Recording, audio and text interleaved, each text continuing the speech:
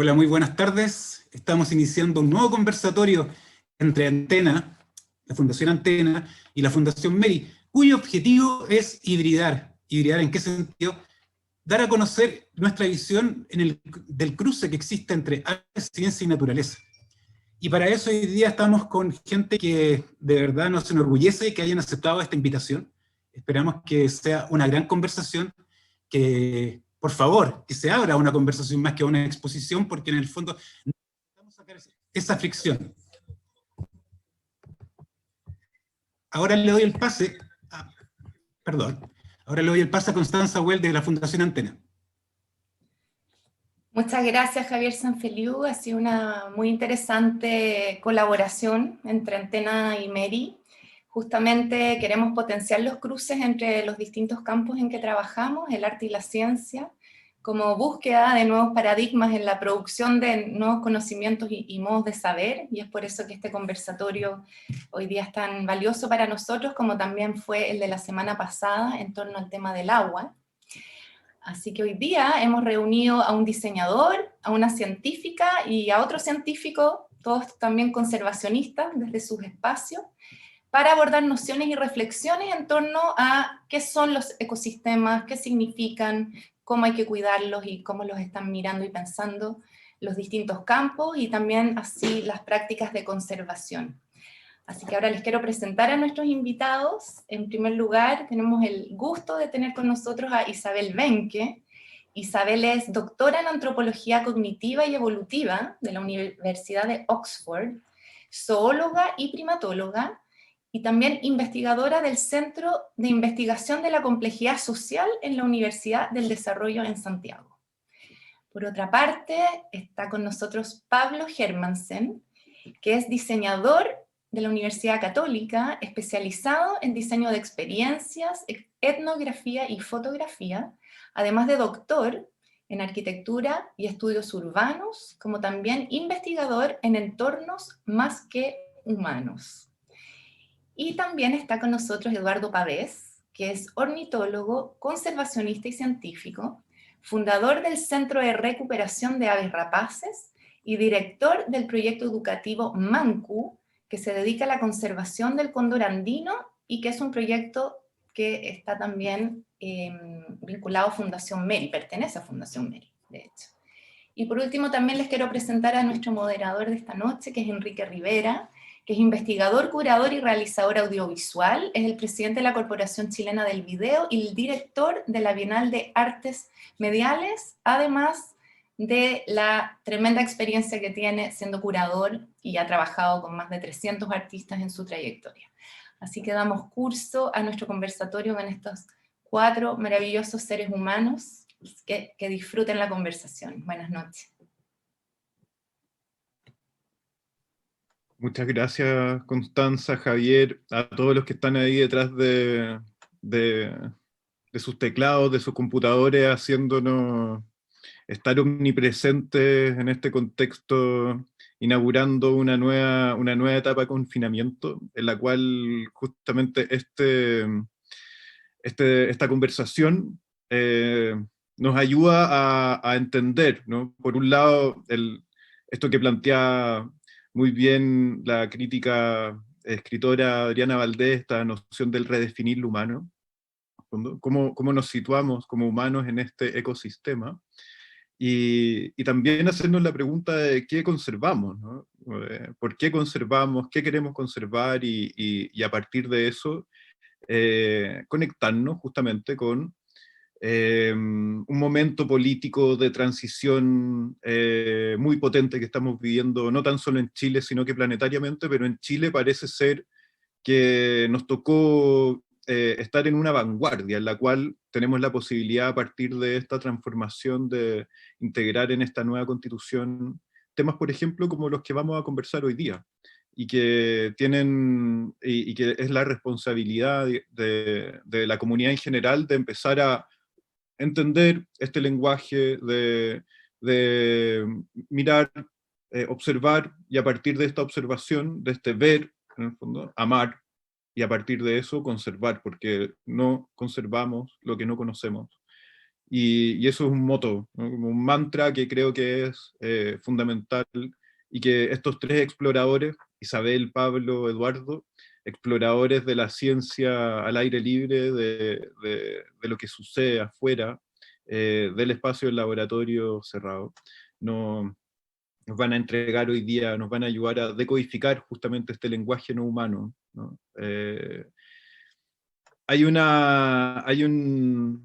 Algo que para iniciar esta conversación quería citar a un personaje que ustedes los conocen, Eduardo, Pablo, Isabel, que es Luis Oyarzún. Él desarrolló este libro, hizo este libro que se llama Defensa de la Tierra. Esta edición que tengo en mis manos fue publicada en 1973.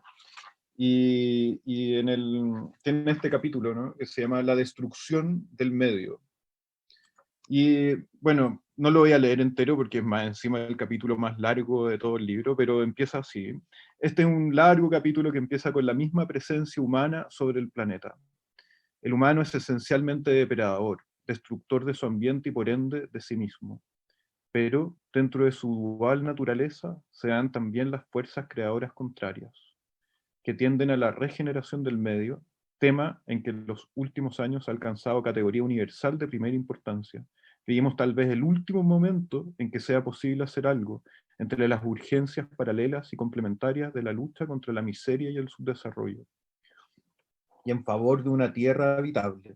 Algunos, con la desconfianza característica de nuestro tiempo, han solido ver en la ecología y la defensa de la tierra una nueva máscara del imperialismo para desviar la atención de las masas, sobre todo juveniles, de los problemas planteados por la subversión de los pueblos explotados y la guerra del Vietnam.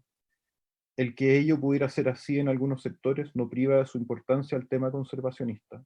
¿De qué valdría una revolución triunfante sobre una tierra calcinada y destruida con fallas irrecuperables? Bueno, con esto quería dar inicio a esta conversación.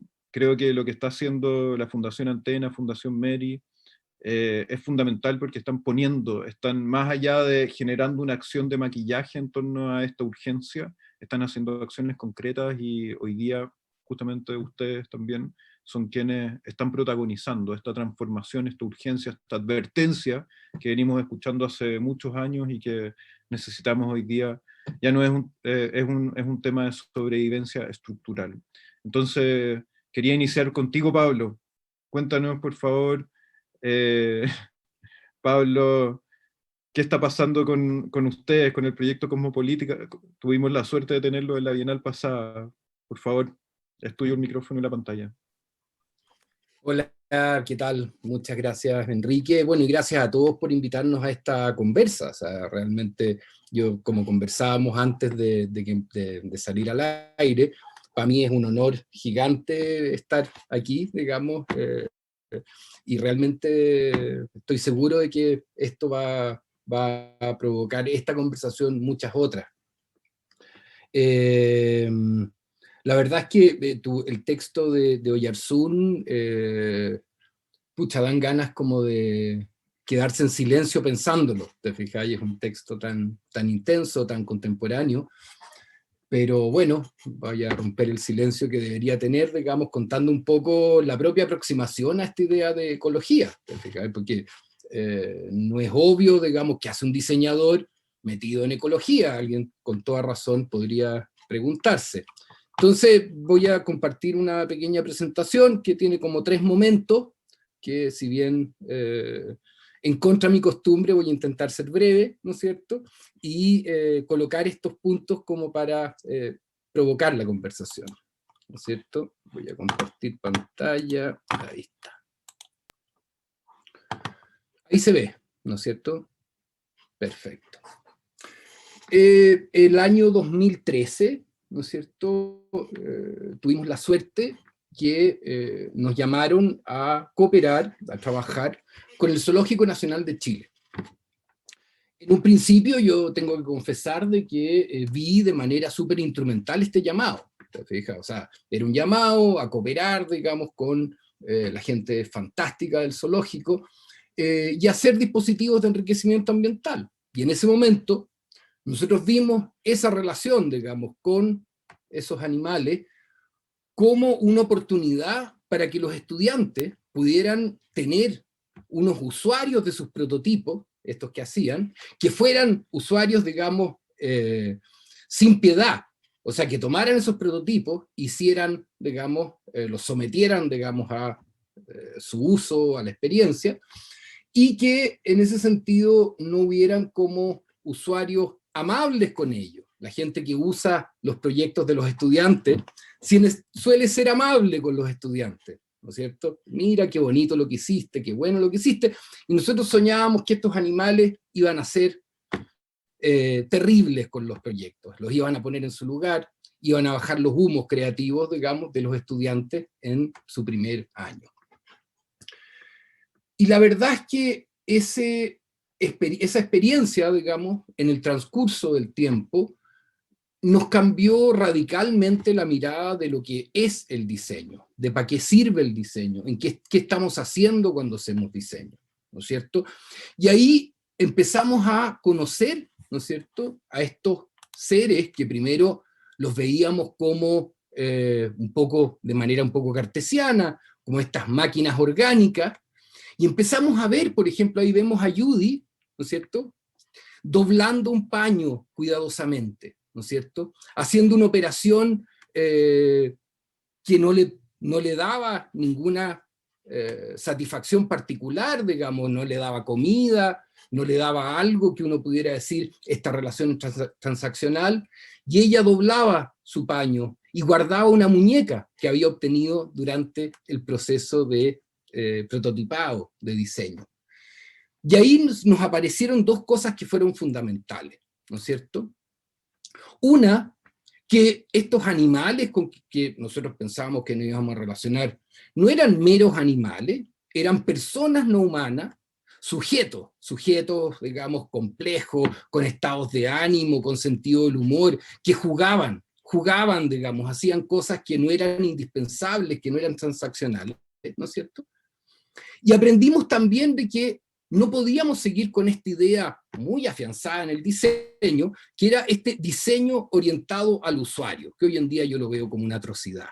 Sino que teníamos que pensar de que ese diseño, ¿no es cierto?, tenía que estar orientado al entorno, al ecosistema, a la red de relaciones, ¿no es cierto?, que se formaba entre estas personas no humanas, las personas humanas, el clima, la geografía, etcétera, etcétera.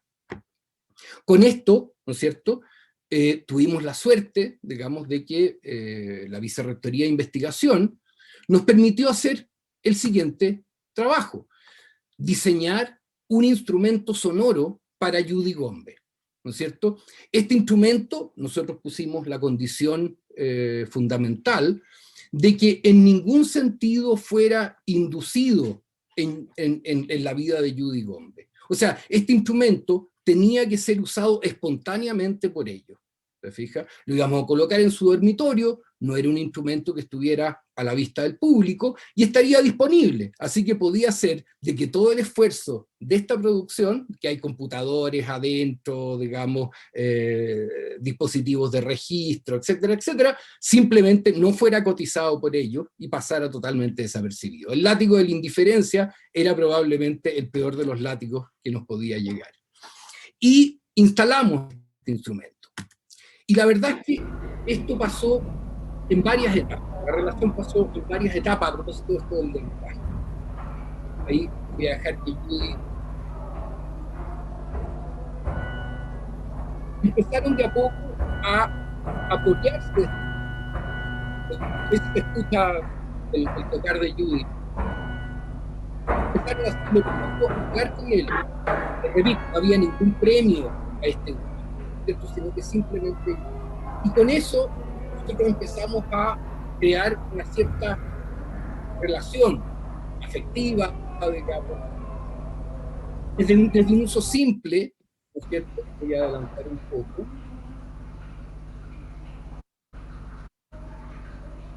Ellos con el tiempo pasaron un uso un poco más complejo.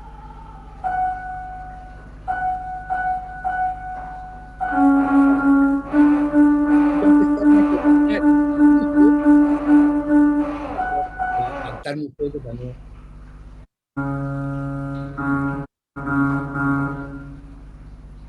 Este ya es Gombe, ya no es Judy.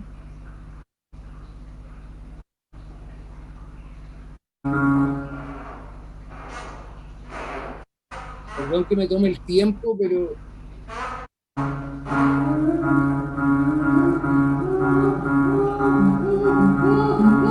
Gombe empezó a hacer vocalizaciones mientras tocaba este instrumento, ¿te fijas? Lo cual a nosotros nos alentaba tremendamente. Y finalmente, ¿no es cierto?, quiero compartir mi último estado.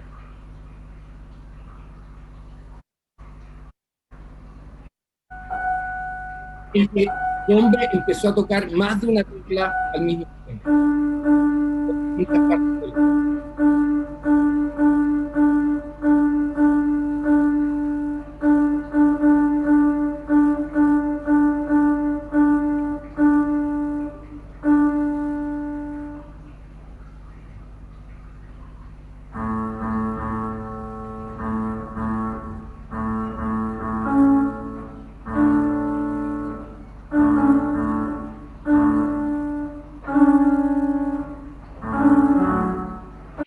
Prácticamente hacer acorde, digamos, con el instrumento sonoro. Lo cual nos empezó, bueno, hay muchas además escenas de contacto, te fijas, de relación, de miradas, de juego, y empezamos a ver a constatar, digamos, esta calidad de sujeto de una manera mucho más compleja, te fijas. Lo cual, para ir avanzando como al tercer momento, nos animó, ¿no es cierto?, para participar, digamos, participar de la Bienal, ¿no es cierto?, de artes mediales. Y ahí con esta idea, digamos, de que para nosotros Judy y Gombe eran sujetos complejos, capaces de jugar, ¿no es cierto?, de experimentar, de progresar en la técnica sonora, a pesar de que esa técnica no les daba ningún beneficio a su favor, nos empezamos a sorprender cada vez más con las representaciones que la ciencia, la cultura popular, digamos, y otras instancias de la vida social hacían de estas personas no humanas. Y eso fue un poco lo que quisimos llevar a la Bienal de Artes Mediales, ¿no es cierto? Representar cómo, de alguna manera, ¿no es cierto?, nosotros construimos una visión, la visión que nosotros teníamos quizás antes de llegar al Zoológico Nacional, antes de construir intimidad con Judy Gombe, la visión que este tipo de representación es la visión que nosotros tenemos de estas personas no humanas. En ese sentido montamos una instalación, ¿no es cierto?, en un contexto muy especial. El levantamiento social estaba, digamos, subiendo en cada momento, ¿no es cierto? Y en esta instalación nosotros quisimos, de alguna forma, construir un subrecinto dentro de este museo, ¿no es cierto?, cuya arquitectura parece ser como el pináculo del racionalismo, ¿no es cierto?, simetría, ¿no es cierto?, pureza de líneas, etcétera, etcétera. Quisimos construir un subrecinto de tubos, con una serie de pantallas que representaban justamente este tipo de imágenes que les acabo de mostrar, formas de representación del animal, ¿no es cierto?, negando su calidad de sujeto y sometiéndolo, digamos, al infierno, que es ser considerado un objeto, digamos, o una cosa fija, ¿no es cierto?, con un fondo, voy a poner el entorno, con un fondo que, inspirado por el momento social que estábamos viviendo, este Santiago levantado, este Santiago en llamas, ¿cierto?, ponía, ¿cierto?, las cenizas de la coexistencia como me callo un poco y dejo que la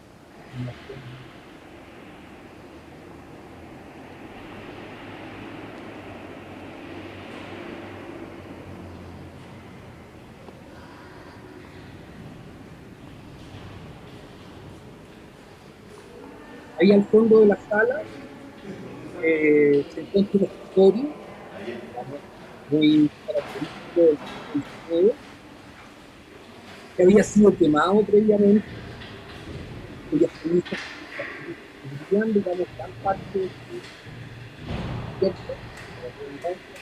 una filmación, digamos, del momento,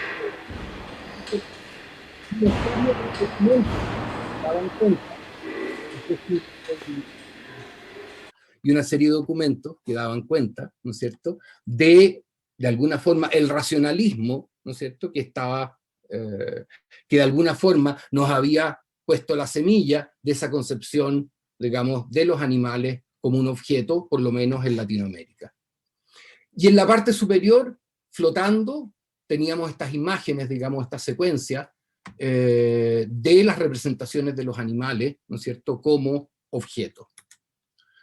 En ese sentido, digamos, fue una instalación que no solo nos permitió materializar una hipótesis, digamos, que nosotros habíamos ido construyendo, sino que como proceso mismo nos permitió un riquísimo momento de reflexión, que de alguna forma también, digamos, nos permitió repensar, digamos, el ecosistema en que estas personas humanas están involucradas, y las formas que nosotros también podíamos establecer para poder repensarla. El título, en las ruinas de la coexistencia, están muy relacionadas con el momento político, digamos, en que nos encontrábamos, pero desde esas cenizas, de alguna forma, logramos construir una nueva forma de relación con estos otros no humanos. Y en ese sentido, digamos, ninguna de estos proyectos, digamos, ninguna de estas instalaciones, ¿no es cierto?, serían posibles sin ese momento de vínculo afectivo, ¿no es cierto?, original, ¿no es cierto?, con estos animales, que eran como unos prójimos, y que de alguna forma cambió para siempre la manera como diseñadores nos aproximábamos a los entornos que diseñábamos. Eso, quedo ahí, espero que seguirán después en la conversación. Muchas gracias Pablo. De verdad, yo que fui testigo presencial, algo que tú estabas mencionando y que justo estaba el video andando con tu voz, pero quiero recalcarlo, ese momento en el cual se montó la Bienal fue la mitad del estallido, ¿no? Y acá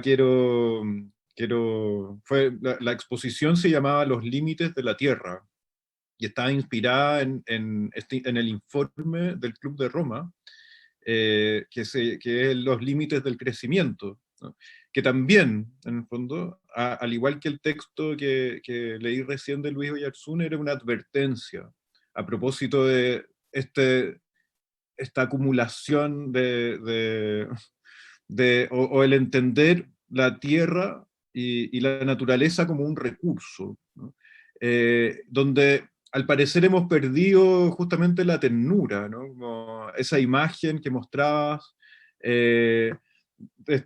bueno, voy a decirlo como tú lo dijiste, esta persona no humana que tomaba la tela y la doblaba, y que tenía una relación cariñosa, de ternura, ¿no? Y que yo, conectando con Isabel, Isabel, creo que una de las cosas que a mí más me apasiona cuando te escucho y cuando te leo en torno a los bonobos, es justamente esa característica, ¿no?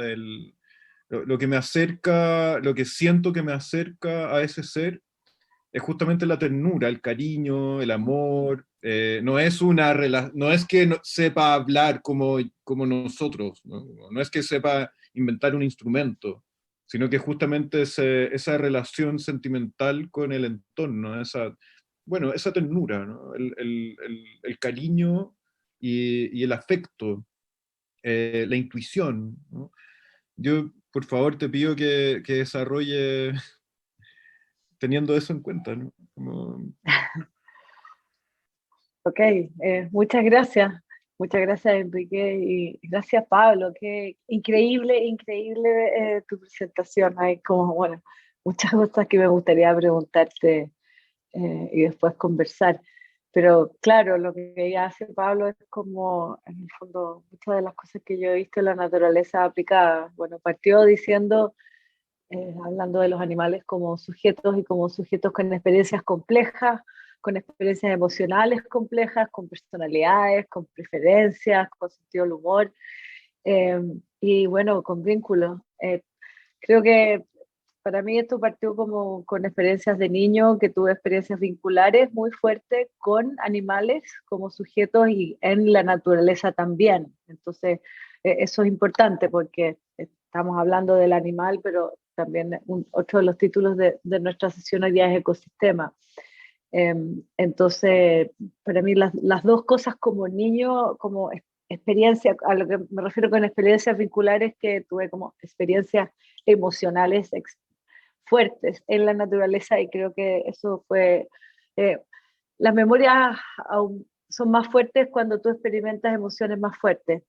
Si no experimentas emociones, hay neurocientíficos que dicen bueno, que de hecho las memorias no se construyen. Entonces creo que ahí hay algo importante en cómo educamos a nuestros niños, pero también en nuestros adultos, de pensar cuáles son las experiencias que podemos hoy día tener o no con animales, con la naturaleza, por supuesto, es más difícil. Pero bueno, quería como contarles eso para partir, porque en el fondo, Enrique, me pasaste la pelota del vínculo, y creo que todo el resto de alguna manera se desprendió de eso, de vínculos y de que como que hay un libro, una vez lo vi, que decía algo así como todo lo que tuve que aprender de, no sé, negocios lo aprendí en kindergarten, ya que tenía que ver con pedir perdón, jugar como justo, etcétera. Y la verdad quiero decir que yo todo lo que, como las cosas básicas que tenía que aprender de animales como sujeto, me lo enseñaron los pájaros. Y ahí en esto tenemos una historia en común con Eduardo. Y en particular, hay muchas historias ahí, pero en particular un lorito que yo crié desde los 8 años.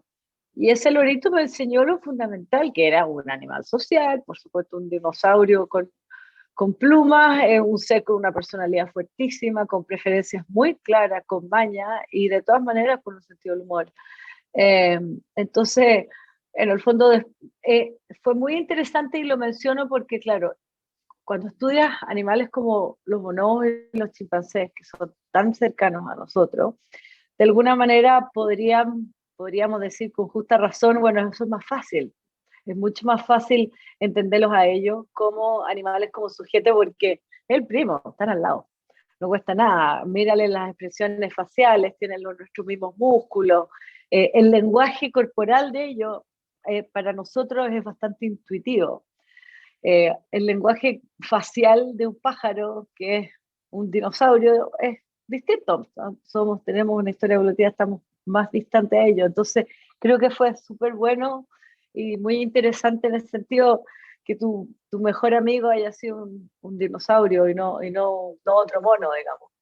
Es verdad, porque eso como que me amplió el rango al tiro de las posibilidades. Y bueno, y con eso, en el fondo, creo que esas experiencias marcaron lo que ha sido el resto de mi exploración, que se centra alrededor del animal humano y del animal como sujeto. Y en ese sentido, siempre tratando de explorar los límites y las fronteras y faltas entre qué define lo uno lo otro, qué tenemos en común, qué nos diferencia, etc. Entonces, para contarles un poco más de eso, tenía algunas imágenes.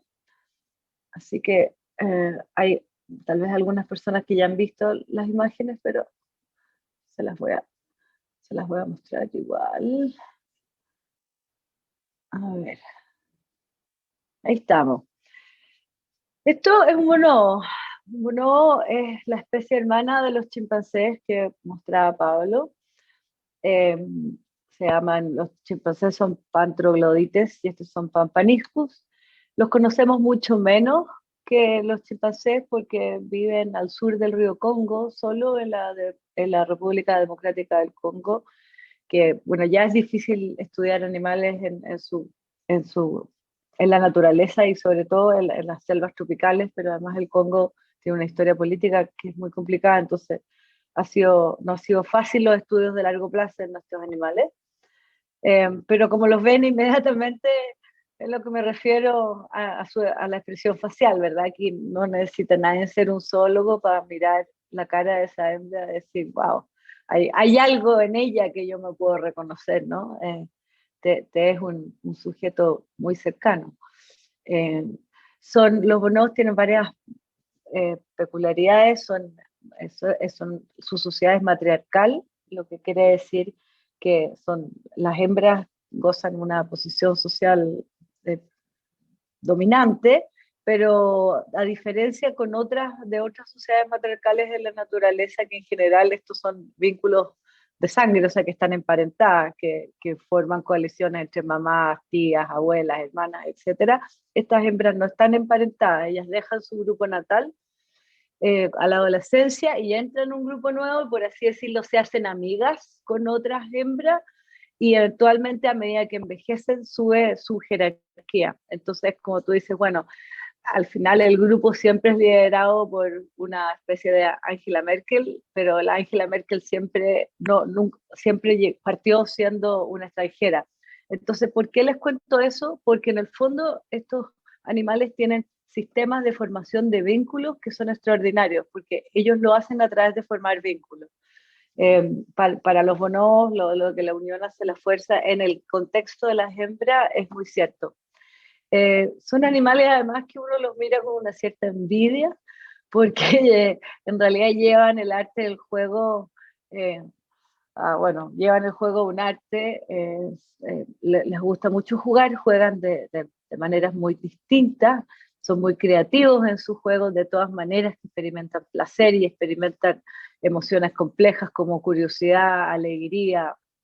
Y ahí están, ahí como lo que pueden ver a la derecha, hay dos adultos acicalándose, que en inglés se llama grooming, que es como más, imagínense cómo son interacciones diádicas donde se toman turnos para acicalarse, como lo que sería una conversación en humanos, y ahí se ven los juveniles que están jugando. Aquí hay un par de imágenes de cómo se hace esto de estudiar la conducta de animales salvajes como los bonobos. Lo que yo hice, lo que yo hago es etología, estudio de la conducta en su medio natural. No quería hacer un doctorado en experimentación, quería ver cuál era el rango de sus conductas en la naturaleza. Entonces, por supuesto que eso es, como ciencia, es mucho más compleja y más sucia, entre comillas, que como que en la capacidad de controlar variables que te da un laboratorio. Pero por otro lado estás en la naturaleza, y dada mis experiencias de niña en la naturaleza salvaje en Chile y en ecosistemas, eso es lo que quería.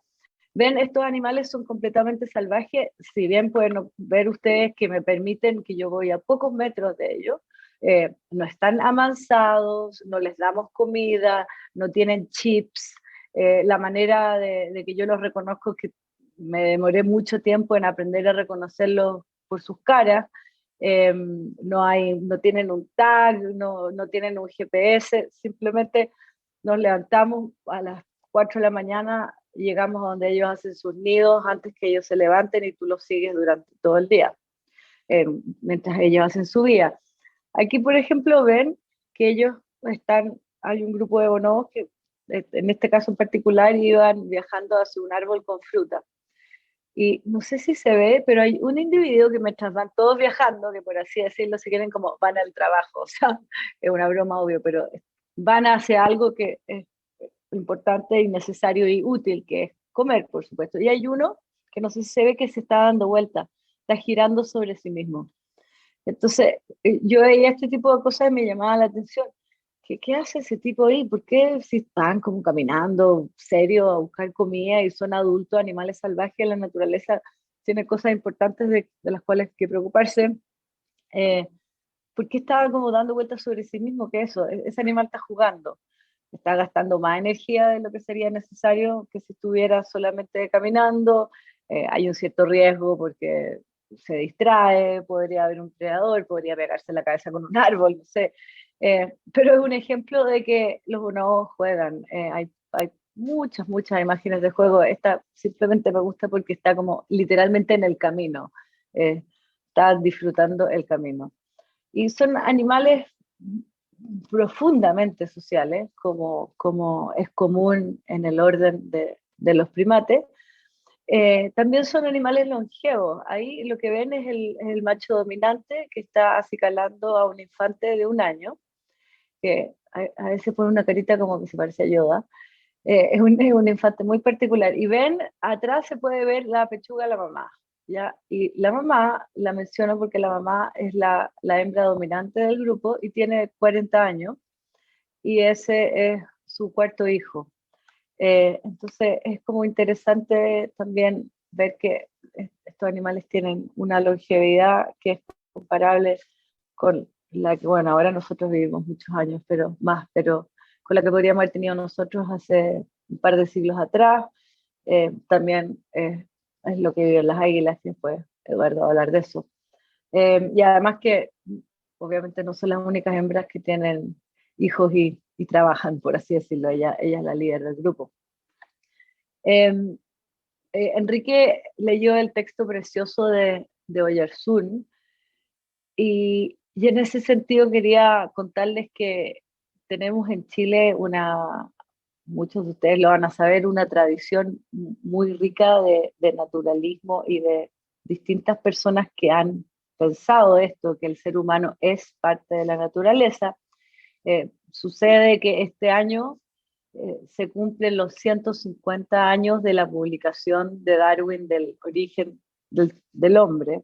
Ya este libro él lo publicó en 1871, 12 años después de la publicación del origen de las especies, que fue en 1859. La razón por la cual lo menciono es por dos razones. La primera, porque Darwin, el caldo de cultivo para su pensamiento fue otra expedición de naturalismo, que en este caso fue la mayor parte del tiempo en Chile, en el HMS Beagle.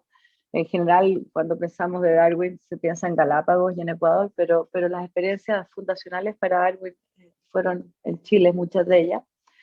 Y la segunda razón es esa, que Darwin como que fue de alguna manera muy, no sé si a propósito, estratégico, porque el primer libro dice esto, que fue un cambio de paradigma para Occidente gigantesco, que está toda la vida relacionada entre sí, que la vida comparte un origen común, en el origen de la especie en 1859. Años antes, Humboldt, otro naturalista explorador, el padre de la ecología, nos había dicho que la vida está, que tenemos una red de la vida, que la vida está en las cadenas tróficas y que los organismos se relacionan entre sí y está todo conectado, por así decirlo. Y luego Darwin, que era un gran admirador de Humboldt, y de hecho cuando está en la Patagonia está leyendo los libros de Humboldt y le da crédito, le dice, solo yo estoy aquí en Patagonia en el Beagle muriendo de frío, porque gracias a los trabajos de Humboldt. Pero se los menciono porque habla a lo que estaba hablando Enrique al principio, ¿no? De las distintas tradiciones, de las distintas personas que cada uno con su grano, o más bien con su piedra gigantesca, nos ha ido cambiando el paradigma y cómo vamos poniendo el ser humano al interior de la naturaleza en vez de afuera. Entonces, aquí, esto, por ejemplo, fue Darwin, como les decía, partió con el origen de las especies, que fue ya gigantesco, pero no se metió en ese momento con el origen del ser humano, porque por razones que podemos imaginarnos, ya era como bastante para partir, ¿no? Una cosa que el creador, una cosa que no es el creador que creó todas las especies instantáneamente, sino que comparten un origen común. Y ahora que estamos celebrando los 150 años, se metió con el problema de los seres humanos y mostró en el fondo lo que está mostrando esta gráfica aquí, que nosotros somos animales, somos mamíferos, somos primates, y dentro de ser primates somos grandes simios y estamos emparentados con los más cercanos con los grandes simios africanos. Entonces, y de esos los chimpancés y los bonobos son nuestros más cercanos. Entonces, creo que y las repercusiones de esta revolución, creo que ni siquiera las hemos empezado, o sea, queda mucho, esto está recién empezando, yo creo, entender el significado de esto. Les muestro eso porque creo que da pie al tema central de que por qué nos unimos aquí. Nos unimos alrededor de la ciencia, de ecosistemas y de animales, pero también del arte y del diseño. Y juego y observar el juego en animales me hizo entender de muchas maneras distintas cómo el juego en bonobos y en otros animales está relacionado a nuestras propias exploraciones artísticas, a nuestras propias experiencias hedónicas, creativas, de exploración, etcétera, y ellos tienen como base experiencias bastante similares, podría decir. Así que eso, son animales que ríen, y nosotros también reímos, y al reír forman vínculos, pero también disfrutan la vida. Y creo que, que eso, hay mucho ahí. Eso, gracias, Enrique. No, muchas gracias a ti, Isabel, qué maravilloso conectarse a través de tus ojos, más encima, ese video siguiéndote en la mitad del bosque, inmediatamente nos conectamos, ¿no? Como estamos ahí contigo y eso es un regalo, ¿no? Y todo lo que permite que después quiero que lo desarrollemos un poquito en torno a cómo jugamos a partir de estas pantallas que nos han determinado y que ahora, bueno, volviendo a esta idea de que nos vuelven a confinar, que en realidad, bueno, vuelven a confinar a una parte de Santiago, porque ya Santiago ya estaba bastante confinado y ahora se confina, no sé, una parte de digamos, la privilegiada.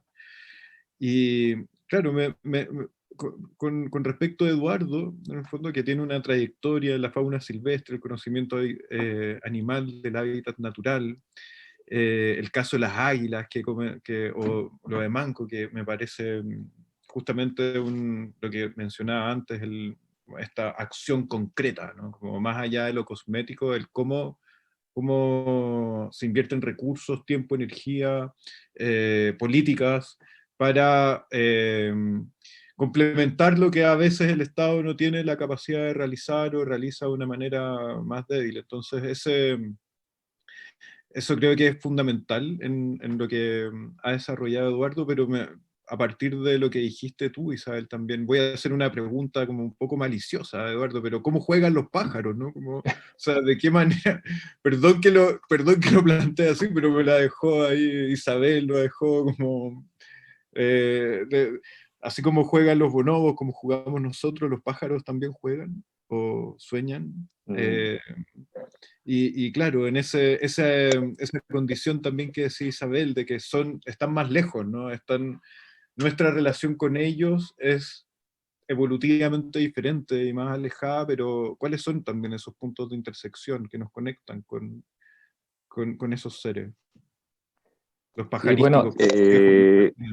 primero agradecer a Antena y a Mary por la invitación, una tremenda oportunidad de conversar con Pablo, con Isabel. Yo voy a contar una cosa personal para empezar, y es que yo siento una gran alegría de ver a Isabel desarrollando estos trabajos y estos estudios, porque yo soy muy amigo de su papá, de Rolf, y Rolf, al igual que yo, es un pajarero, es un loco por los pájaros, y nosotros siempre íbamos a la precordillera de Santiago a pajarear, a mirar pájaros, y ahí estaba Isabel correteando debajo de los quillayes. Ella era chiquitita, y verla ahora caminando en la selva, siguiendo a los bonobos, realmente es bien bonito, y me imagino que mi buen amigo Rolf debe estar como palomo con el pecho hinchado de orgulloso de su hija, así que eso es lo primero que quiero decir, felicitarte, Isabel, por lo que has desarrollado. Efectivamente, los pájaros juegan, pero también hay que entender que el juego es parte de un proceso de evolución nerviosa que es bien particular, por lo menos en los mamíferos. Y, y no tienen el nivel de sofisticación en el juego que uno observa, por ejemplo, en los mamíferos sociales, como los primates, los bonobos. Yo no tenía una preparación, o sea, no tenía una presentación preparada, pero a mí me gustaría, Enrique, si tú me lo permites, hacer un pequeño recorrido por las palabras que nos convocan hoy día, y analizarlas muy brevemente y muy superficialmente, y tirar sobre la mesa algunas ideas que a lo mejor después podríamos profundizar. Estamos en un ciclo de arte, de ciencia y naturaleza, y hoy día la sesión de hoy es ecosistemas y conservación. Y por lo tanto, a mí me gustaría comenzar hablando un poquito de la palabra naturaleza, que me parece que es bien saludable en el contexto de lo que estamos conversando para analizar el contexto del ser humano en el universo. La naturaleza se suele definir como todo lo que el mundo físico que nos rodea y los procesos que movilizan este mundo físico y que no son de obra humana. Todo lo que es obra humana queda excluido de lo que es naturaleza.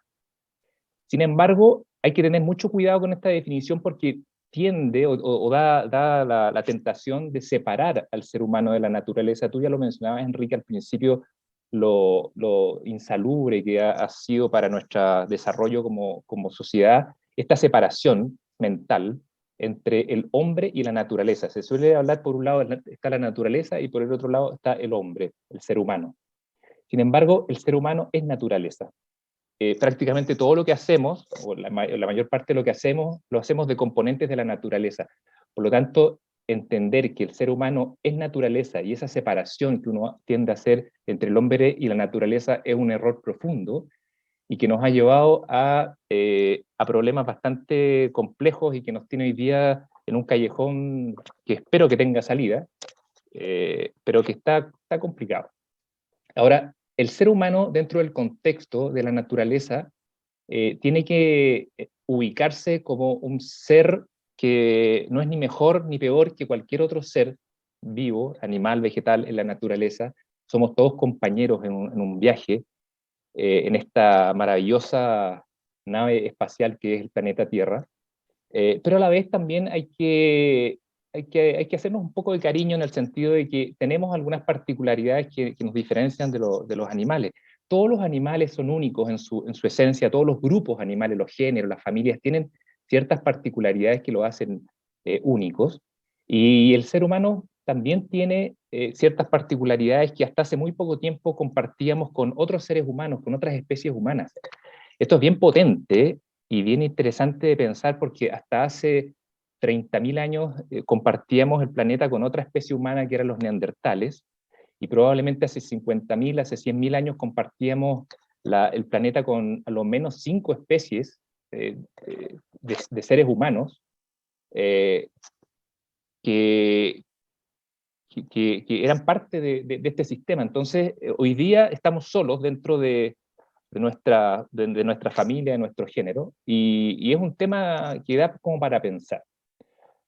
En el sentido del pensamiento, del intelecto, del desarrollo cerebral, uno podría pensar como en 4 niveles o 4 elementos que uno podría analizar y ver hasta qué punto compartimos con el resto de los animales.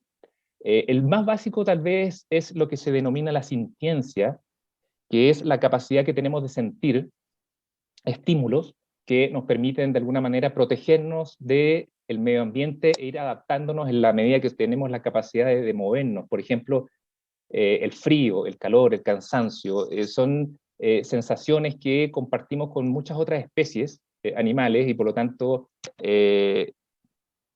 muchas veces tendemos a menospreciar las capacidades que tienen las otras criaturas para sentir dolor, frío, calor. Un segundo nivel, que es más complejo, es el de las emociones. Y ahí Isabel tiene muchísima experiencia a partir de su trabajo con los bonobos. Y las emociones, sin embargo, las compartimos con una gran cantidad de otras especies animales. La alegría, la tristeza, el miedo, la rabia, es evidente en muchas otras especies. Es cuestión de ver a nuestro perro para darnos cuenta de que ellos comparten, al igual que nosotros, las emociones, y eso nos demanda una reflexión respecto al respeto que tenemos que tener por ellos. Hay un tercer nivel, que es el de la autoconciencia, la capacidad de introspección, es decir, vernos a nosotros dentro del mundo, mirarnos en un espejo, a lo mejor en un principio mirarnos reflejados en el agua de un río, de un lago, pero esa capacidad ya está más restringida en los grupos animales y suele asociarse a los mamíferos que tienen conductas sociales, de los cuales hay bastantes ejemplos. Por ejemplo, los delfines, las orcas, los elefantes, los lobos, bueno, para qué decir los chimpancés, los bonobos, los gorilas, y el ser humano, por cierto, tienen esta capacidad tal vez en un diferente nivel de desarrollo de la autoconciencia, y esto es posible gracias al desarrollo que tenemos de nuestro neocórtex, que es como la capa más superficial y delgada que tiene nuestro cerebro sobre la corteza cerebral, y que nos permite elaborar conductas bastante complejas, pero que son muy necesarias en el contexto de lo que es la vida social, como es, por ejemplo, la negociación, la empatía, incluso el engaño, que tengo entendido que también es bien evidente en los chimpancés. Y estos son todos conductas que están vinculados a esta capacidad de tener autoconciencia. Y por último, y aquí sí que ya tenemos que caer más bien en el humanismo, porque es una característica, a no ser de que después Isabel me contradiga, de que hay una cuarta característica que es propiamente humana, que es la imaginación. La imaginación, hasta donde sabemos, es una característica muy importante en nuestra especie, ya que nos permite de alguna manera generar situaciones o conceptos que no necesariamente son reales, sino que es imaginarnos cosas, imaginarnos un mito, imaginarnos dioses, imaginarnos un relato, que de alguna manera ha sido la clave para poder desarrollar esta sociedad humana hipercolaborativa sobre la base de un relato en común, un norte común. Y eso básicamente es una tarea de la imaginación. Y a partir de esta imaginación, tal vez la primera expresión concreta que tenemos hoy día para poder estudiar cuándo surge o a partir de qué momento explota este tema de la imaginación es el arte. El arte es una forma de imaginar el mundo, de crear mitos, es una forma de ver el mundo de forma mágica. Y si bien es cierto, hay evidencia de expresión artística en el caso del ser humano desde hace aproximadamente 70.000 años, hace 40.000 años hay una explosión en todo el mundo de expresiones artísticas que hoy día podemos ver y admirar en lo que es el arte paleolítico, en el arte rupestre, en donde nosotros podemos ver expresiones artísticas que son realmente prodigiosas. A uno que le gustan los animales y he estado toda la vida observándolos en el campo, y que además le gusta dibujar, a mí me encanta dibujar, me gusta mucho el arte, realmente cuando uno ve las formas, las proporciones y el efecto de movimiento que tienen esos animales, que surgen a partir de la memoria que tiene el ser humano, porque él no tenía modelos, él estaba en una caverna, él no tenía fotografías para copiar, él simplemente recurría a su memoria y a su imaginación para crear este arte, lo cual es realmente increíble. Y aquí, bueno, arte lo tomamos de nuevo del ciclo del arte, ciencia y naturaleza. Y el juego del cual nos hablaba Isabel, es consecuencia de la imaginación. El juego tiene mucho de imaginación.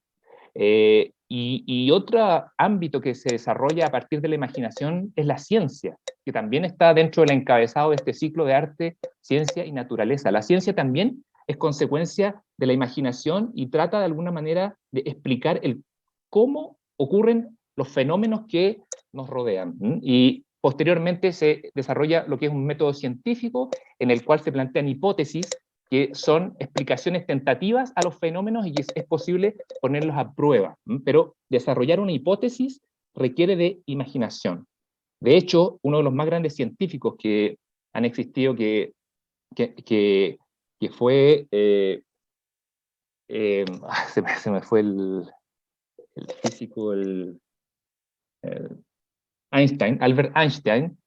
Albert Einstein tenía una característica que es reconocida por todos sus estudiosos como prodigiosa, que era la capacidad que tenía él de desarrollar experimentos mentales, en donde imaginaba situaciones y podía inferir el desarrollo de procesos que son imposibles de reproducir en un laboratorio. Entonces, la ciencia también es consecuencia de este desarrollo mental y de este cuarto nivel que hemos llamado el de la imaginación.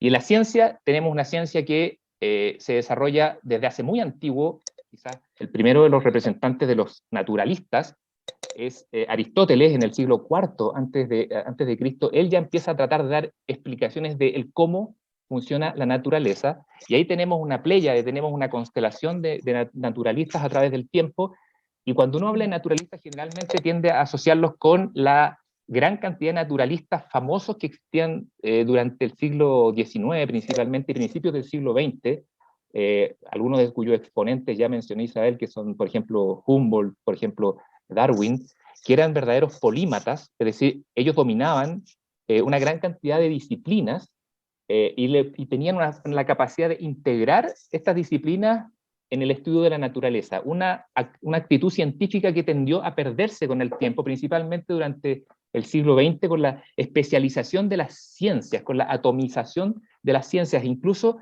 en algunos momentos esta especialización de la ciencia llegó a ser bastante despectiva respecto de lo que es el naturalismo. Sin embargo, yo quiero destacar de la visión del naturalista esta capacidad que tiene él de ver al animal, al objeto de estudio, pero integrado dentro de un ecosistema. Y ahí llegamos a la palabra ecosistema, que es lo que nos convoca hoy día, que son los ecosistemas y la conservación. Y en los ecosistemas, lo primero que vemos cuando los estudiamos, y aquí Pablo es el protagonista de esta conversación, es el diseño. Los ecosistemas tienen un diseño, el mundo tiene un diseño que parece inteligente. Incluso hay personas que a partir de este diseño inteligente de la naturaleza basan una concepción de Dios respecto de que hay una inteligencia superior que dio las reglas, que dio las leyes,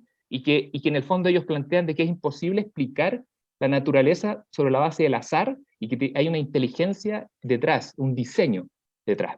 Y este diseño maravilloso, que es la naturaleza, por lo menos a nivel de nuestro planeta, hoy día está en crisis. Y ahí llegamos al último término, que es la conservación.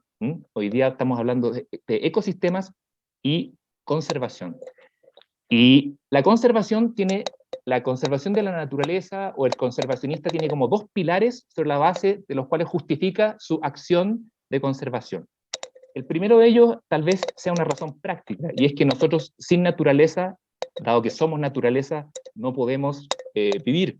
Y en la medida que deterioremos el mundo y la naturaleza, nuestro entorno, la calidad de vida humana también va a tender a deteriorarse. Y la segunda razón que moviliza al conservacionista es una razón de orden filosófico. El límite de la ciencia está en la filosofía. La filosofía trata de explicar el porqué y el sentido de las cosas.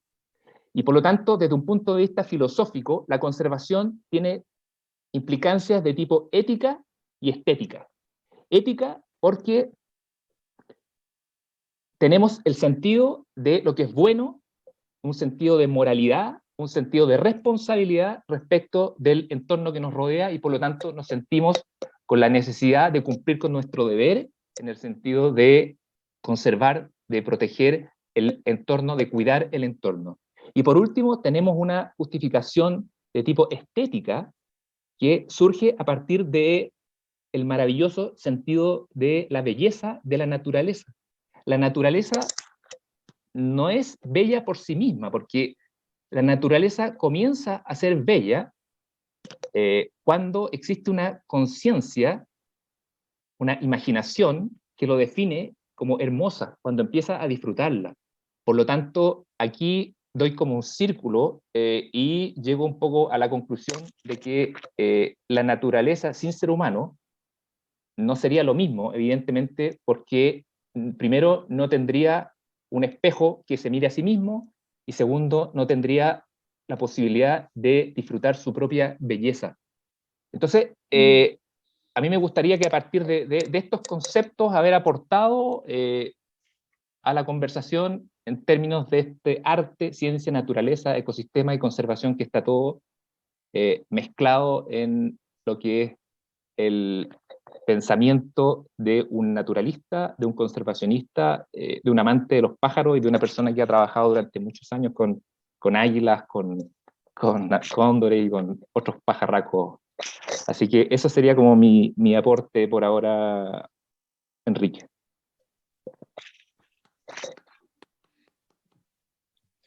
Muchas gracias, Eduardo. Creo que hiciste una sincronía muy, muy potente de lo que tratamos en cada una de las secciones. Creo que acá hay la posibilidad de la síntesis, pero creo que también nos encantamos, ¿no? Creo que hay un encantamiento. Yo me pregunto, y en ese sentido quiero citar a una arqueóloga que está investigando sobre el sitio del Olivar, ¿no? La cultura ánima, ¿no? Y una de sus tesis es a propósito de esta alto misticismo y alta producción ética y estética en la configuración visual escultórica que desarrolló la cultura ánima, que es pionera, es predecesora de los Diaguita, conectada eventualmente con la cultura shipibo del Amazonas, y que a partir de esto ella desarrolla esta idea del encantamiento, ¿no? De las tecnologías del encantamiento, cómo a partir de estos instrumentos, ¿no? Como las herramientas, desarrollamos un arte y un oficio que configura justamente una forma de relación común, de organizarnos de una manera armónica con el contexto. Hay algo que me parece fascinante en torno a lo que decías y que en torno a este misterio, se supone, a propósito de cuándo emerge el lenguaje, que se supone que es el momento en el que nos empezamos ilusoriamente a separar de la naturaleza. ¿Cómo rompemos ese hechizo? ¿Cómo volvemos política, social, económica, cultural, artística, científicamente, a salir de esa pirámide ilusoria, donde somos como especie dominante, y volvemos a equilibrarnos? Parece una tarea imposible, pero la arrojo como una reflexión, porque hoy día es cómo avanzamos, ¿no? Cómo salimos de esta ilusión, cómo rompemos el hechizo de esta separación ilusoria. ¿Qué han reflexionado ustedes en torno a eso? Te lo dejo a ti, Eduardo, porque estabas muy inspirado hablando y me gustaría que continuara, y después se lo pasamos a Pablo y a Isabel. Bueno, yo tengo mi teoría bien particular que puede parecer un poco rara, pero yo creo que tenemos que volver al origen. Yo creo que hemos tendido durante nuestra historia, especialmente durante nuestra última etapa de historia, a despreciar nuestra prehistoria, a imaginar que el mundo paleolítico, nuestros ancestros eran brutos, que eran tipos que andaban, no sé, hediondos, sucios. Bueno, todos tenemos como la idea del cavernícola. Sin embargo, yo creo que es bien importante para entender los problemas que tenemos hoy día, volver al origen y entender cómo vivíamos hasta hace por lo menos unos 10.000 años. Y no digo que volvamos a vivir como cavernarios ni a vivir en cavernas, sino que rescatar los elementos clave que nos llevaron a este apogeo, por decirlo de alguna manera, pero que a partir de hace 10.000 años como que ha venido una tendencia a la degradación, porque si uno piensa, la mayor parte de los problemas que uno observa hoy día en nuestra sociedad, los problemas de salud, problemas físicos, problemas mentales, problemas que son consecuencia de una serie de vivir en un estilo de vida que es totalmente anómalo. Todo eso, si uno se retrotrae a lo que es la prehistoria, en donde los hombres desarrollaban ejercicios, desarrollaban vínculos dentro de un clan muy estrecho, desarrollaban tenían una alimentación que era muy diversa. Todos esos elementos yo creo que hay que rescatarlos y hay que tratar de llevarlos a la vida actual y vivir como un cavernario moderno. Y rescatar esos elementos. Incluso te diría más, en la prehistoria el hombre se veía a sí mismo en una relación horizontal con su entorno, porque existía lo que se denomina el animismo. No existía una teología en la cual había un solo Dios que había creado el ser humano a su imagen y semejanza, y por lo tanto tenía una posición especial dentro de la creación. No, el ser humano era un elemento más. El cazador, cuando cazaba un animal, hacía el desagravio, y cuando uno ve, por ejemplo, el arte rupestre, se da cuenta que ahí además de haber belleza y arte, hay una admiración y una relación muy mágica con el entorno. Entonces hay que recuperar la magia original que teníamos y aprovechar la tecnología, pero de buena manera, porque hoy día gran cantidad de los problemas que tenemos es porque estamos atrapados en la tecnología. Entonces yo creo que hay que hacer una introspección y volver a ser lo que fuimos durante el 95% de nuestra historia evolutiva. Qué bueno, Eduardo. Pablo, yo me gustaría saber cómo te imaginas tú ese diseño de retorno a ese origen, o cómo hackeamos el retorno al origen. El hackeo es una idea fantástica. Yo, claro, ahí uno puede especular, ¿no es cierto?, respecto a lo que no vio y está condenado a no ver nunca. ¿Ah? Por ahí, digamos, dicen que ciertas plantas te pueden llevar a visiones que te recuperan, ¿no es cierto?, ciertas memorias biológicas o históricas. Pero yo creo que estamos un poco fregados. ¿Eh? O sea, hay un momento, y aquí de nuevo voy a especular, digamos, pero hay un momento en el cual los seres humanos decidimos conservar nuestros cuerpos después de la muerte. A propósito de la pirámide, ¿no es cierto?, en que decidimos que el momento de volver a la entropía, ¿no es cierto?, al desorden, no es cuando nuestros cuerpos dejan de funcionar metabólicamente, sino que es nunca, ¿no es cierto? Y ahí hay un exceso del ser humano que yo creo que nos condena, digamos, a un habitar en el mundo, ¿te fijas?, que no estoy tan seguro que podamos volver atrás.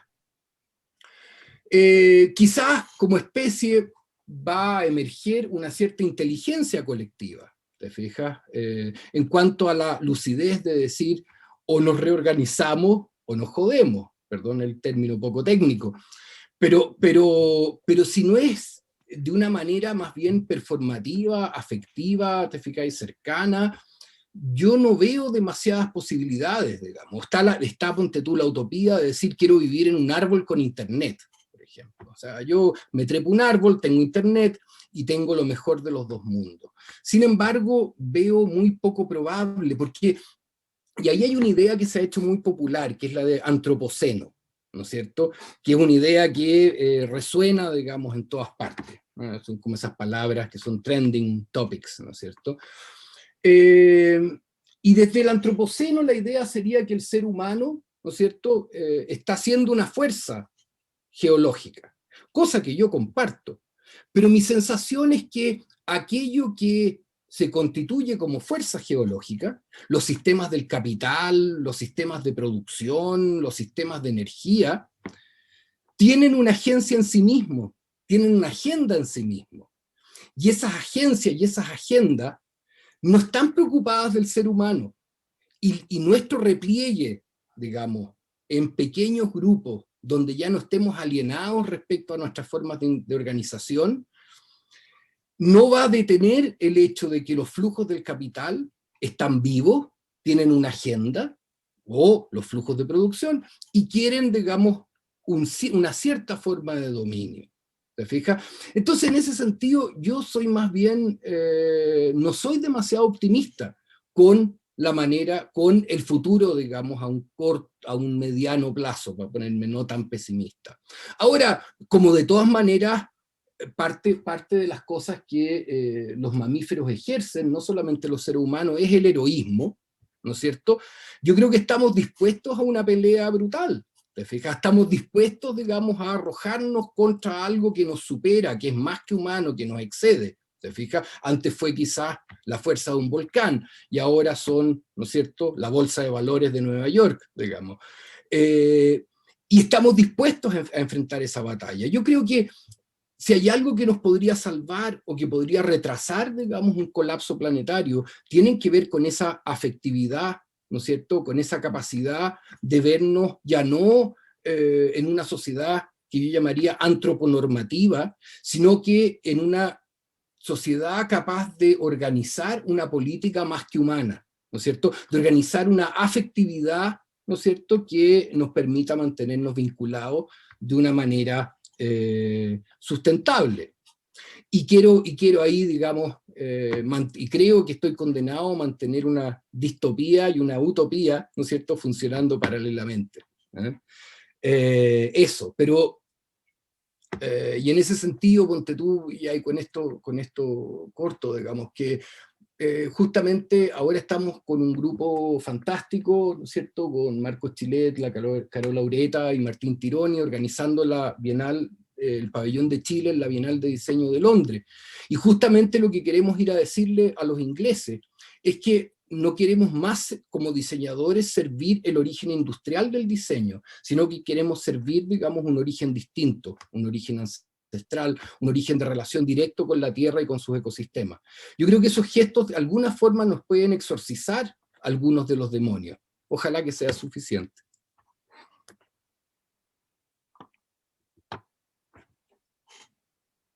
Perdón, el ritual del silencio. Hay algo que estabas planteando a propósito del cómo enfrentar de esta relación entre la distopía y la utopía, y justo ahí me conecté con algo que planteó Isabel, y que era que los bonobos se ejerce, o no sé si se ordena a través de un matriarcado, ¿no? Y que parece ser que esa condición de bajar, como de dejar de pelear, en el fondo, y de organizar justamente desde la ternura, desde el cariño, es un antídoto, ¿no? Un posible antídoto para hackear como esta ambición desenfrenada, esta condición de avanzar, de crecer. ¿Cómo decrecemos, no? ¿Se puede decrecer desde el matriarcado, Isabel? Eh, a ver, es que hay muchísimas, hay varias preguntas, y sé que estamos cercanos a nuestro tiempo. Creo que hay una diferencia súper importante en las sociedades humanas de hoy y en las sociedades humanas de hace 10 o 20 mil años, y también las sociedades de bonobos, que es el porte, el tamaño del grupo. Y creo que eso lo cambia todo, lo cambia todo. Como decía Eduardo, nosotros la mayor parte de nuestra historia vivimos de manera muy distinta, y hay varios factores dentro de eso. Uno es el movimiento, no sé, esta cosa, estamos todo el día sentados, es rarísimo, estamos todo el día sentados más encima adentro, no nos llega la luz del sol, no nos movemos, comemos un cierto tipo de comida, etcétera, etcétera, pero además nuestros grupos eran mucho más pequeños. Entonces lo menciono porque yo entiendo que, claro, cuando yo muestro los bonobos, de alguna manera podrían interpretarse como los nuevos ángeles, ¿no? Es súper tentador eso, pero creo que filosóficamente es un error, porque estaríamos haciendo la falacia naturalista. Y en el fondo diciendo, los chimpancés son malos, los bonobos son buenos. No, eso no tiene sentido. Por supuesto que hay muchas cosas que podemos entender como procesos sociales. En el fondo, ¿qué hicieron estos bichos versus los otros bichos que en general tienen grados de violencia que son mucho menores, que no tienen infanticidio ni homicidio? Pero yo no quiero presentar una especie de la cual se supone que no hay competencia. Creo que la competencia y la colaboración existe a todo nivel de naturaleza. Y lo que pasa aquí es que estos bichos tienen sistemas de disminuir el conflicto y de prevenir que escale, que en el fondo no llega a las manos, por así decirlo. Llega a las manos, pero no se matan en general. Y eso ya es un avance gigantesco, encuentro yo, o sea, como wow. No me parecería malo, porque, o sea, el conflicto existe en el corazón de todas las familias y en el kindergarten. Entonces, pero mientras no se llegue a las manos tanto, creo que ya hay un avance importante. Entonces, creo que hay una cosa que dijo Eduardo que es muy importante, que es bonita también, esta cosa como de vivir como un cavernario moderno. Tenemos evolución cultural, entonces ya no vamos a vivir como hace 10.000 años atrás, pero si entendemos ciertas cosas, creo que sí podemos incorporar los elementos de la manera como nos movemos, cómo comemos, cómo nos relacionamos socialmente, y también meterle cabeza. Si para algo tenemos 1,5 litros de cerebro, o sea, como que, ¿what? Entonces yo diría, seamos súper estratégicos. Ya, el objetivo de conservar 1/3 de la Tierra en ecosistemas estratégicamente, ahí de nuevo, el diseño. O sea, eso yo creo que es asible. Decir, ok, de la misma manera que podemos decir, ok, imagínate te dijeran, usted va a mantenerse sano tiene que, o sea, para mantener el 70% de su cuerpo sano, tiene que hacer X. Uno estaría relativamente dispuesto a hacer eso. Y el 30% de su cuerpo, si quiere, carretea, no sé, lo hace pedazo. También, o sea, estoy tirando un número es como una especie de broma, pero en el sentido de que como un presupuesto de la salud, ¿no? Por así llamarlo. Y creo que podríamos tener como un presupuesto de la salud planetaria que es bastante asible. Que, por ejemplo, partir, o sea, Wilson dijo el 50%, pero ya, partamos, nos gustan las metas que sean más o menos, que se vean realizables, y en general cuando uno las hace, pues uno sigue largo, ¿no? Entonces yo diría, ¿por qué no nos ponemos en serio la tarea de 1/3 de la Tierra que está, en el fondo, que estamos conservando estratégicamente, ecosistemas que tienen que ver con ecosistemas funcionales, con hotspots de biodiversidad, con bosques, con humedales, con etcétera, etcétera? Eso yo creo que es asible. Y ahí la tecnología nos puede ayudar. Pero ahí, mi mayor temor, curiosamente, viene del que nosotros somos monos y que no somos de la familia de los lobos. Y el hecho de que somos monos, cuando tú entiendes cuál es como nuestra mochila de ser monos, tú dices, chuta. Porque, mira, como monos estamos obsesionados por el estatus, obsesionados. Entonces, aunque tú le des como un sueldo a todos los seres humanos, vamos a seguir compitiendo por símbolos de estatus que algunos pueden ser mejores que otros. Ojalá que sean cuántas hectáreas de diversidad estoy ayudando a conservar, y transformemos a eso en un símbolo de estatus versus, no, mi símbolo de estatus es tener un Jeep Hammer. Yo creo que lo que va a cambiar es cuáles son las significancias de los símbolos de estatus. Lo que no va a cambiar es que vamos a seguir siendo monos y peleando por estupideces, y que vamos a tener tú eres mi tribu, no eres de la tribu, yo tengo esta psicología de coaliciones, por lo tanto no estoy dispuesto a aceptar la evidencia que tú me des simplemente porque eres del otro, etcétera, etcétera. Como que nuestros mayores peligros vienen de nuestra psicología, pero también nuestra mayor potencialidad. Entonces, entender esa psicología cavernaria es súper importante, pero creo que la podemos ocupar para un mejor diseño, porque de hecho podéis hackear la tecnología en un buen sentido, diseñarla de manera que ocupe lo mejor de nuestra psicología de mono y no lo peor. O sea, hoy día las redes sociales, por supuesto, que son un gran ejemplo de cómo todos esos diseñadores han sido brillantes y conocen nuestra psicología de mono perfectamente. Entonces, vayan a Twitter a hacer un estudio de campo, naturalistas tecnológicos.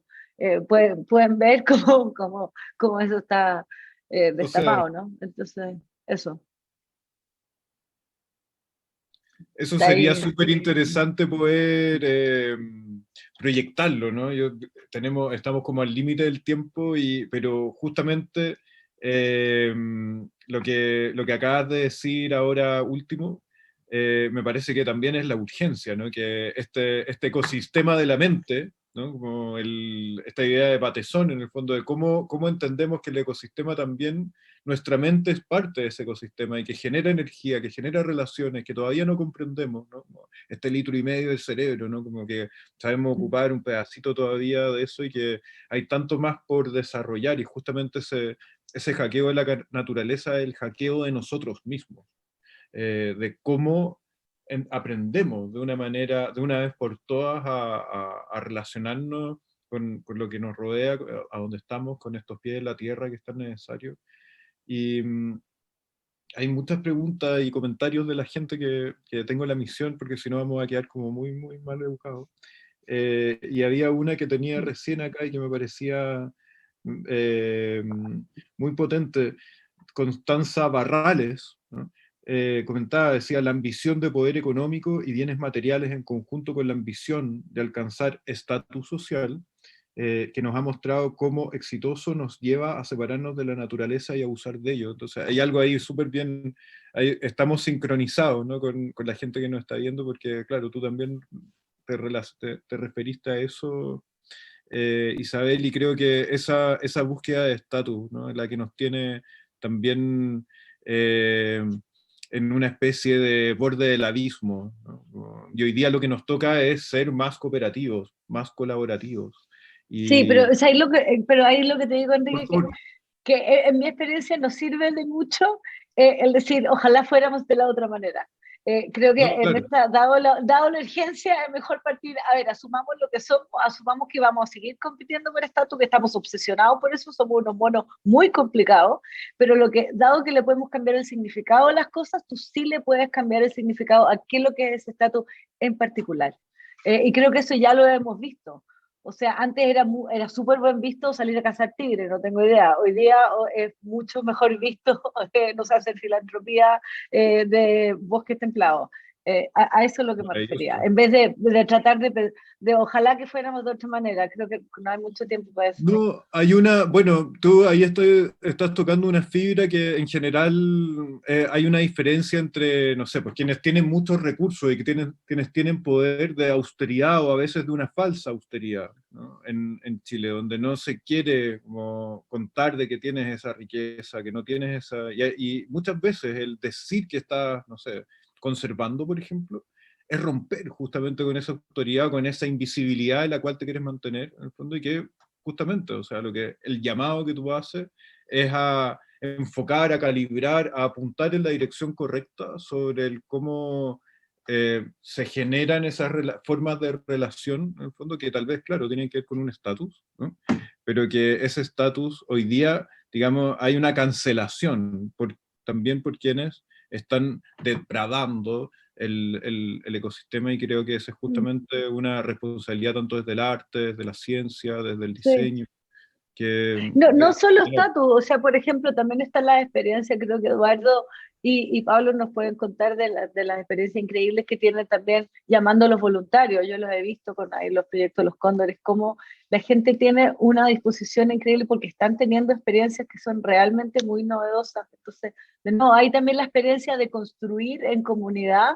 De nuevo, es como un recurso cavernario que no lo hemos ocupado también y que es increíble. En fin. Bueno, voy a aprovechar eso para hacer las últimas palabras de cada uno para cerrar. Creo que justamente ese llamado a la acción, Isabel, es lo que pusiste como a apuntar, ¿no? Calibrar. Creo que sería interesante que en estas últimas palabras que nos puedan dedicar puedan estar cargadas justamente ese llamado a acción que es el que tanto necesitamos. Ya nos dimos cuenta, si no actuamos somos cómplices. Eduardo, por favor. Sí, a ver, para cerrar, yo creo que yo tengo una cuota no menor de optimismo. Yo creo que estamos en una situación crítica, pero bueno, la idea es que de las crisis salen cosas buenas. Y mientras antes venga la crisis, mejor, porque si seguimos como estamos, el costo va a ser cada vez mayor y va a ser cada vez más difícil salir. Entonces, el concepto de crisis tiene que venir lo antes posible. Yo estoy totalmente de acuerdo con Isabel respecto de que hoy día hay que relevar la colaboración. Tenemos que volver a tener ese sentido de comunidad e inventarnos, si queremos, mitos, inventarnos propósitos. En este caso, el propósito es un propósito planetario de salir adelante de esa crisis, y dentro de este sentido de comunidad y de la estrategia, yo creo que es muy importante relevar el sentido femenino. Yo creo que dentro de lo que es nuestra especie, los primates, y bueno, y concretamente nuestra especie, yo creo que la masculinidad en este momento es compleja, porque la testosterona es una hormona que, si bien es cierto, fue muy, muy importante como durante el tiempo de los cazadores-recolectores. Si es que no teníamos una cuota no menor de testosterona, hubiese sido imposible pensar en que nuestros jóvenes iban a enfrentarse lucha cuerpo a cuerpo con un mamut. Había que tener mucha testosterona. Sin embargo, hoy día esa testosterona nos puede jugar una mala pasada, y por eso yo quiero destacar que las características femeninas de nuestra sociedad son tremendamente importantes de potenciar, de desarrollar, de cultivar y volver un poco, no sé si al matriarcado es la palabra, pero hay una serie de características que son propias de la mujer que yo creo que son en gran parte la esperanza. Vivan las mujeres. Esa es la verdad. Los hombres somos complicados. El tema de la competencia entre los hombres, la agresividad, el poder, es un tema muy complejo de manejar. Por lo tanto, vamos arriba las mujeres. Oye, pero fantástico, yo ahí concuerdo totalmente con las palabras de Eduardo. O sea, yo creo que es imperativo un retroceso del patriarcado, o sea, en un sentido que ha sido, digamos, no sé si decir fue lindo mientras duró, es justo, fue, digamos, impresionante mientras duró, pero hoy en día, digamos, las lógicas patriarcales definitivamente ponen en peligro nuestras estructuras de convivencia. Yo creo que es momento de preguntarnos desde una mirada distinta, no patriarcal, cuáles son las condiciones materiales de nuestra coexistencia, de una coexistencia que descentre a los seres humanos, que deje de creer que somos excepcionales, ¿no es cierto? Y que nos permita, digamos, percibirnos como precarios. ¿Ah? Nuestros cuerpos son precarios, nuestros cuerpos necesitan, digamos, de estar anclados unos a los otros, necesitan de cooperar unos a los otros. Ojalá lo descubramos a tiempo, ¿te fijas? Yo ahí también me debato entre el optimismo, ¿no es cierto?, y el pesimismo radical. Pero tengo esperanzas, digamos, de que la afectividad, la coexistencia, desde la percepción de la propia precariedad, ¿no es cierto?, podría llevarnos, digamos, sobre todo en las nuevas generaciones, podría ir llevando, digamos, un cambio epistemológico, ¿te fijas?, donde la división naturaleza y cultura deje de tener sentido, ¿te fijas?, donde la división cuerpo-alma deje de tener sentido, ¿te fijas?, donde un montón de binarismos que nos han condenado, digamos, a juicios radicales, ¿no es cierto?, dejen de tener sentido y surjan nuevas epistemologías que nos permitan organizar la vida de otra forma. Pero sí, yo espero que desde el diseño también podamos poner una cuota, aprendiendo de la ecología y de los expertos en ella. El binarismo es para computadores, no para humanos, ni para otros seres vivos, ¿no? Isabel, por favor. Perdón, es que está sonando el timbre. Sí, yo creo que nuestro ecosistema son sistemas complejos y en ese sentido también nos hace bastante bien cuando tenemos interacciones con la complejidad del mundo, y ahora que estamos encerrados hemos visto nuestra complejidad de crecer y estamos viendo los efectos físicos y mentales de eso, como cualquier animal en cautiverio. Así que nada, pues les desearía lo mejor en el resto de lo que queda del cautiverio.